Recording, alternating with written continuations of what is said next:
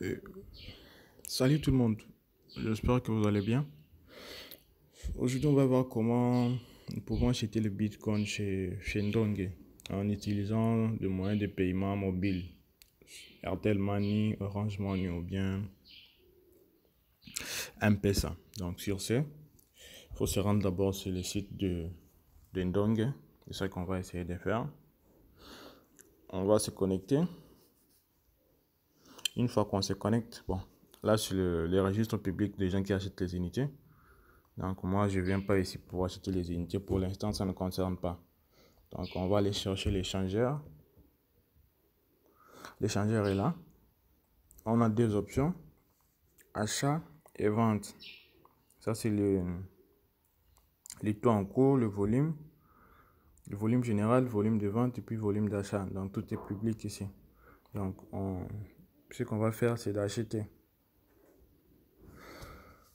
Une fois qu'on arrive ici, ce qu'on doit d'abord vérifier c'est les soldes. Là on voit que non, donc il disponibilise des 3 250 497 Satoshi. Donc Satoshi c'est l'unité de mesure de Bitcoin. Donc c'est à peu près ça. Donc des chiffres qui sont après la virgule, on commence par des Satoshi. Donc on les appelle des Satoshi pour ne pas compliquer la chose. Donc ce que je vais faire, je vais acheter par exemple 1 million de Satoshi. Donc 0,01, ouais, qui équivaut à 1 million de Satoshi ou bien 0,01 Bitcoin. Donc qui me donne l'équivalence en dollars de 80,70 dollars.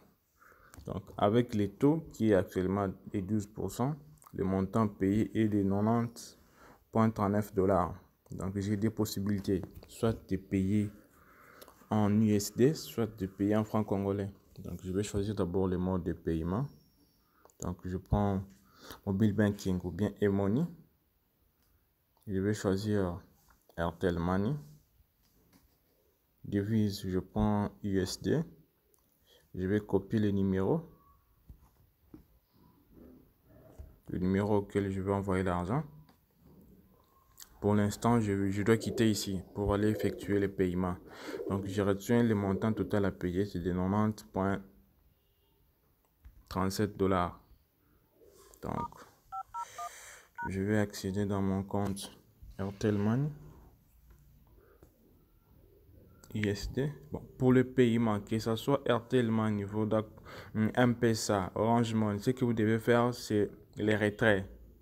Pourquoi les retraits? Parce qu'on utilise des SIM qui sont agents pour nous permettre de recevoir plusieurs transactions au courant de la journée. Parce que les SIM ordinaires sont limités à un montant le mois. Donc, ce montant-là, Tchendong, on peut l'atteindre à une journée. Donc, si on utilisait les SIM ordinaires plutôt, ça risquait de nous pénaliser.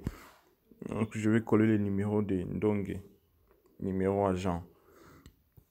Donc là, je vais mettre le montant exact, 90,39. Si je ne me trompe pas. Envoyer.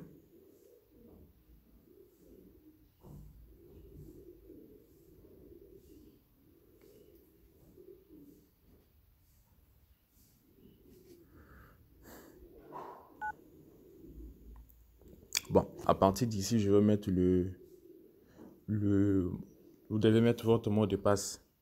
Une fois que vous mettez votre mot de passe, on va vous couper l'argent. Si on vous coupe l'argent, normalement, Airtel renvoie un message disant que non, on vous a coupé, que ce soit Airtel, M-Pesa, bien Orange Money. Bon, ce que vous devez faire, c'est d'aller dans le message en question. Pour Airtel, c'est 436. Je prends par exemple le message qui est là. Ceci remarque, c'est sûr de dire que non. Ce monsieur ici m'a retiré le montant qui est là, par exemple, de 5 dollars. Ce que je vais faire, je vais copier ce texte. Je vais copier ce texte. Pour nous, donc, qu'est-ce qu'on a besoin? On a besoin seulement de l'ID de la transaction. Donc, le CO19 là jusqu'à 87. Je peux coller d'abord le numéro là ici pour effacer. Donc, je vais effacer tout ça jusqu'à rester qu'avec ce qu'Ndongue a besoin. Donc, je vais aussi effacer là-bas. Et puis, je vais copier ça. Je vais copier. Je vais aller coller ça. Référence de paiement. Je vais coller ça ici. Je regarde, exact. Bon, là, je vais aller chercher mon numéro. Donc, l'adresse wallet avec lequel plutôt donc il va me recharger.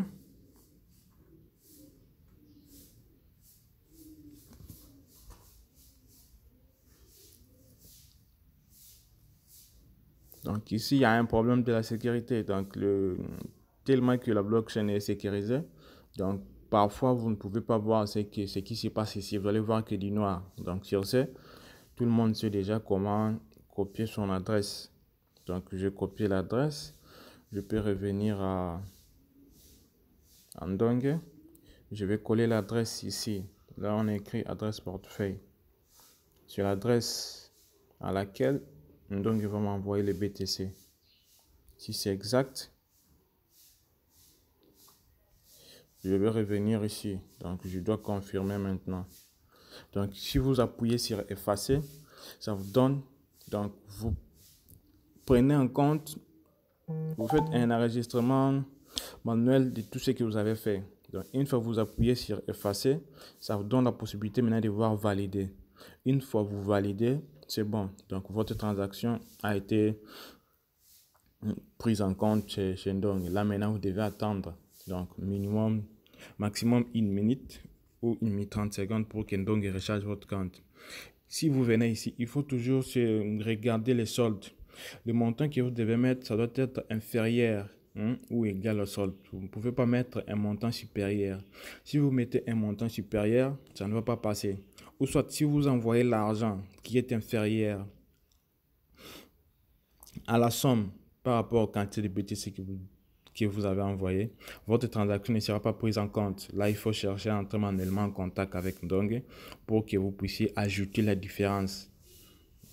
Donc, sur ce, il faut toujours retenir bien les montants que vous devez envoyer et bien copier les références, donc du paiement, et puis bien copier votre adresse, donc l'adresse portefeuille BTC qui est valide. Merci pour tout le monde.